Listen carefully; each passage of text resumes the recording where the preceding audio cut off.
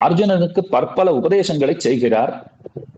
இன்பம் துன்பம் முதலான இரட்டைகளை சமமாக எப்படி பார்ப்பதுங்கிற நல்லறிவை அவனுக்கு புகட்டுகிறான் பகவான். அவன் சொன்ன விஷயங்களுக்கு அவனே உதாகரண புருஷன்.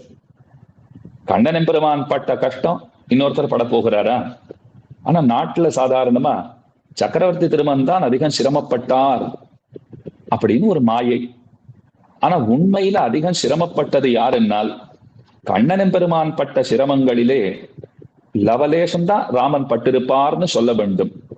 ஒருத்தி மகனாய் பிறந்து ஓரிரவில் ஒருத்தி மகனாய் ஒளித்து வளர, பிறந்தது தொடக்கமாகவே பற்பல தொந்தரவுகள், கடைசி வரைக்கும் அவருடைய கண் முன்பாகவே அவருடைய குலம் முழுவதும் அழிந்தது.